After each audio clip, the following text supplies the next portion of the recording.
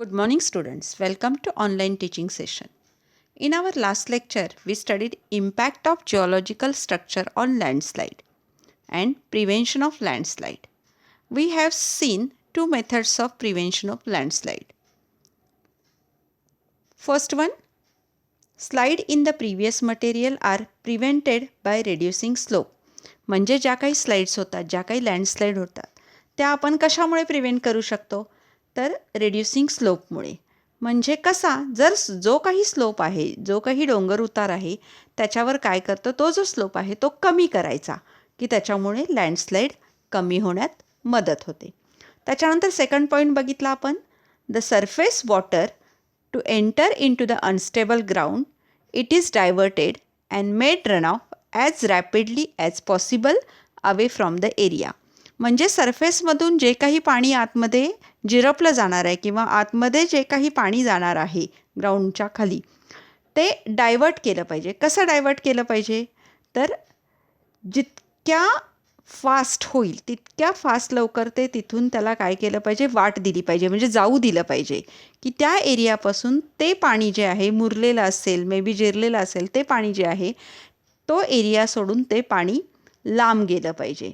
तर काय होऊ शकतं, लँडस्लाईड प्रिव्हेंट होऊ शकतं.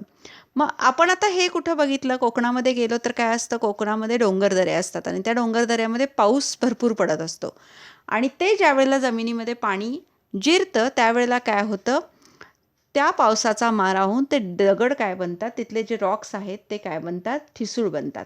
आणि ठिसूळ बनल्यामुळं ही काही 1-2 वर्षाची प्रोसेस नाही आहे, ही हजारो वर्षाची प्रोसेस असते, की बाबा आज पाऊस पडला आणि लगेच 1-2-3 वर्षात दरड कोसळले असं होत नाही. त्याला हजारो वर्ष जावी लागतात. तो दगड वातावरणामुळे ठिसूळ बनतो आणि मग तो ज्यावेळेला लूज बनतो त्यावेळेला ती दरड कोसळते किंवा आपण त्याला काय म्हणतो, लँडस्लाईड असं म्हणतो. आता आपण हे 2 पॉईंट्स आहेत ते मागच्या लेक्चरला आपण बघितले होते. आता आपण थर्ड पॉईंट बघूया. First we will read, in previous material, the landslides may be prevented by increasing the internal friction of mass by lowering the water content. म्हणजे काय आहे बघा, लँडस्लाईड आपण प्रिव्हेंट करू शकतो. कशी? तर increasing the internal friction of the mass. म्हणजे ते जे काही मास आहे त्याच्यातलं जे इंटरनल फ्रिक्शन होते ते आपण इन्क्रीज करतो. कशामुळे? किंवा करू शकतो. कशामुळे? Bye lowering the water content. म्हणजे तिथलं जे काही पाणी आहे, तिथले जे काही साठलेलं पाणी आहे, त्या पाण्याचं प्रमाण आपण कमी करून ते काय करू शकतो, आपण प्रिव्हेंट करू शकतो. There water may be removed by drain pipes. ते पाणी कशाने रिमूव्ह करायचं? तर ड्रेन पाईप्सनी. By drainage through tunnels or by pumping from wells. मग काय करू शकतो, एकतर टनेल्स त्याच्यातून काढले जातात की त्याने जे काही पाणी आहे ते वाहून जाऊ दे, किंवा बाय पंपिंग फ्रॉम वेल्स. म्हणजे त्या विहिरीमध्ये जे काही पाणी आहे, जसं आपण शेतामध्ये विहीर असेल आणि त्याच्यामध्ये आपण पंप लावतो आणि ते पाणी बाहेर काढून जसं शेतीला पुरवतो, तसं हे जे पाणी जर कमी करायचं असेल आपल्याला, तर त्याच्यामध्ये पंप फिक्स केले पाहिजेत वेलमध्ये, की जेणेकरून ते पाणी काय होईल, बाहेर पडलं जाईल. परत एकदा वाचते बघा. In previous material, the landslide may be prevented by increasing the internal friction of mass by lowering the water content. There water may be removed by drain pipes, by drainage through tunnels or by pumping from wells. लक्षात आलं? Now we will see the fourth point. In situations where slide may cause loss of life. काही वेळेला काय होतं, जे काही slide होते, जे काही लँडस्लाईड होते, त्याच्यामुळे काय होतं, लाईफचा लॉस होतो, म्हणजे जीवित हानी होते. अँड प्रॉपर्टी, जी काही आपली प्रॉपर्टी आहे त्याचीसुद्धा काय होते, हानी होते. The loose rock material is prevented from sliding by constructing retaining walls by using piling. आता काय सांगितलेलं आहे बघा, अशा वेळेला काय होतं, prevented from sliding by constructing retaining walls by using piling. Piling म्हणजे काय, एकमेकावर दगडं ठेवली जातात मोठी मोठी स्लोपला. आता तुम्ही बऱ्याच वेळेला आंबा घाटात असेल किंवा बेळगावला जाताना तो घाट असेल, तौंदी घाट. तर त्या तौंदी घाटामध्ये काय आहे, जे काही ग्रेन्स आहेत मोठे मोठे ते एकमेकावर ठेवलेले आहेत, तशा वॉल्स तयार केलेल्या आहेत आणि त्या वॉलला काय केलेलं आहे, कुंपण घातलेलं आहे, जाळीचं कुंपण म्हणतो थोडक्यात त्याला. का तर ते एकसारखं रचून त्याच्यावर जर कुंपण घातलं तर दरड स्लोप कमी होतो किंवा जो काही त्याचा वेग आहे, जी काही लँडस्लाईड होणार आहे ते जी घसरत येण्याचा वेग आहे तो काय होतो, कमी होतो. त्याच्यामुळे ते पायलिंग, त्याला पायलिंग म्हणतात, तर ते यूज केलं जातं काही वेळेला. परत एकदा बघा, in situations where slide may cause loss of life and property, the loose rock material is prevented from sliding by constructing retaining walls by use piling. लक्षात आलं? म्हणजे त्याच्यामध्ये कन्स्ट्रक्ट केले जातात wall.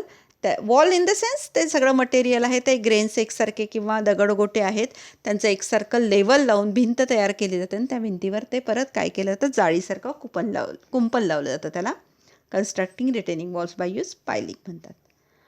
Now fifth one, at some places the unstable unconsolidated material may be consolidated by cement grouting chemical means artificial freezing. म्हणजे काय, काही वेळेला काय केलं जातं बघा, ज्या काही डोंगर उतार आहेत त्याच्यावरून जे काही मटेरियल वाहून येणार आहे ते अनस्टेबल असतं. म्हणजे काय असतं, लूज असतं, केव्हाही पडेल, त्याचा धोका कायम असतो.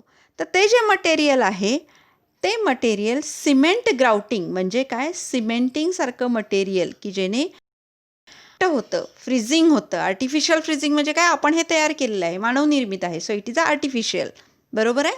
तर जे काही आर्टिफिशियल फ्रीजिंग आहे ते केमिकल्स ग्राउटिंगनी काय केलं जातं, फिक्स केलं जातं आणि त्याच्यापासून होणारी जी काही लँडस्लाईड आहे ती प्रिव्हेंट केली जाते.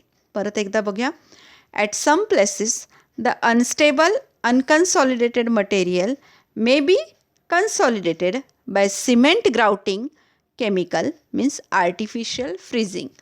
अशा आपण काय केलेल्या आहेत, प्रिव्हेन्शन ऑफ लँडस्लाईडच्या 5 मेथड्स आपण बघितलेल्या आहेत. मे बी शॉर्ट नोटला ह्याच्यावर क्वेश्चन येऊ शकतो, 3 मार्कला किंवा 4 मार्कला. What are the methods use for prevention of landslide. ते क्वेश्चन्स आहेत, मी तुम्हाला परत सगळे डिटेल लिहून देणार आहे. अशा तऱ्हेने आपला लँडस्लाईड हा टॉपिक संपलेला आहे. त्याच्यामध्ये आपण सर्व डिटेलमध्ये बघितलेलं आहे. आता आपण नेक्स्ट टॉपिक आज चालू करतोय, तो म्हणजे अर्थक्वेक. आपण नेक्स्ट टॉपिक बघतोय अर्थक्वेक. म्हणजे आपण जे काही जिओ हॅझार्ड्स बघणार आहे त्याच्यामधलं पहिलं आपण व्होल्कॅनो बघितला, सेकंड बघितला लँडस्लाईड, आता आपण त्याच्यातला बघतोय earthquake, third one. What is earthquake? Earthquake म्हणजे तुम्हाला माहिती आहे मराठीमध्ये त्याला काय म्हणतात, भूकंप म्हणतात. So what is the definition of this earthquake? Definition, an earthquake is a sudden movement within the crust of the earth caused by vibrations or tremors or shaking of ground. आपण बऱ्याच वेळेला काय म्हणतो, काहीतरी हालचाल झाली, भूकंप झाला आपण म्हणतो. मग हे भूकंप म्हणजे काय, ज्या वेळेला अचानक एखादी मूवमेंट होते, कुठे तर अर्थ क्रस्टमध्ये. कशामुळे होते? By vibrations or tremors or shaking. Vibrations म्हणजे काय, लहरी निर्माण होणे. ट्रिमर्स म्हणजे सुद्धा लहरी निर्माण होणे. त्याच्यानंतर शेकिंग ऑफ ग्राउंड म्हणजे जमीन अशी हलणे, लहरी उत्पन्न होणे आपण ज्याला म्हणतो. तर ते ज्या वेळेला अर्थ क्रस्टमध्ये आपल्याला दिसतं किंवा जाणवतं, त्याला आपण दिसतं म्हणण्यापेक्षा जाणवतं, त्याला आपण काय म्हणतो, अर्थक्वेक म्हणतो. परत एकदा डेफिनेशन बघा, and earthquake is a sudden movement within the earth crust caused by vibrations or tremors or shaking of the ground. A detailed knowledge of earthquake is therefore required to understand the major geohazard activity. आपण काय करणार आहोत, ह्या अर्थक्वेकची काय करणार, तर detail knowledge बघणार आहोत. का? To understand the major geohazards activity. त्याच्या ज्या काही जिओहझर्ड्स ॲक्टिव्हिटीज आहेत त्या आपण काय करणार आहोत, समजून घेणार आहोत. Seismology deals with the behavior of seismic waves produced by earthquake. आता सिस्मॉलॉजी म्हणजे काय?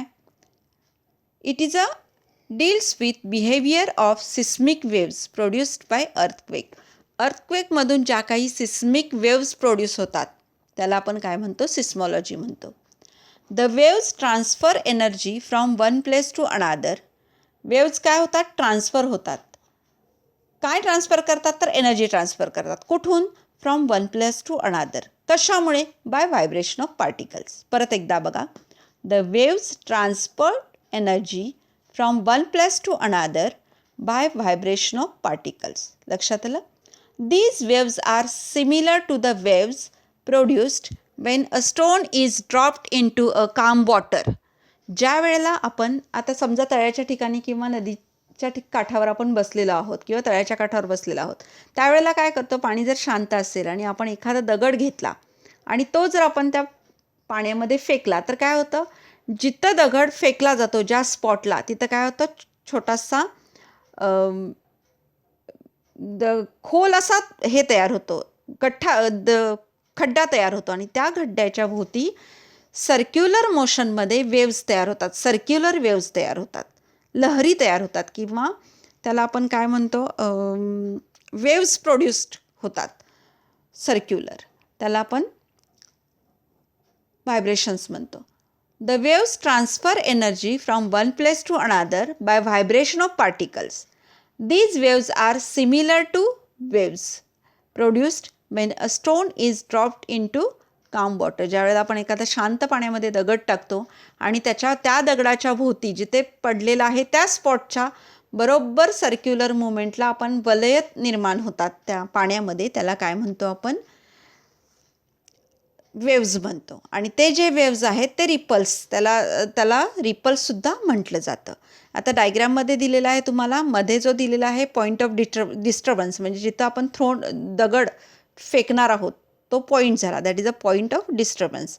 आणि त्याच्यानंतर भोवती जे सगळे वलय निर्माण झालेत आणि ते कुठल्या डायरेक्शनला झालेत, तर सगळ्या डायरेक्शनला. ॲरोनी तुम्हाला काय केलेलं आहे, त्या सगळ्या डायरेक्शनला ते फिरलेले दाखवलेले आहेत. म्हणजे हे आपल्याला कधी बघायला मिळतं, आपण ज्यावेळेला एखाद्या नदीच्या काठावर किंवा तळ्याच्या काठावर बसलेलो आहे आणि आपण एखादा दगड पाण्यामध्ये टाकतो, शांत पाण्यामध्ये, आणि ज्या वेळेला तो दगड जिथं पडला असेल त्या स्पॉटच्या भोवती ज्या वेळेला गोल वलय तयार होतात त्यावेळेला त्याला आपण काय म्हणतो, waves produced in all direction. Same तसंच असतं अर्थक्वेक म्हणजे काय, ज्या वेळेला एखाद्या ठिकाणी मीडियम स्पॉटला काय होतं, ते फोकस आणि एपिसेंटर आपण नंतर बघणारच आहोत डेफिनेशन.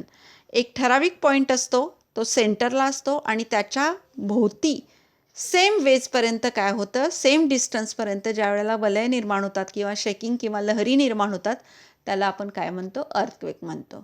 आपण आज अर्थक्वेकची डेफिनेशन बघितली, त्याच्यानंतर सिस्टम काय बघितलं, वेव्स कसे प्रोड्यूस होतात ते बघितलं.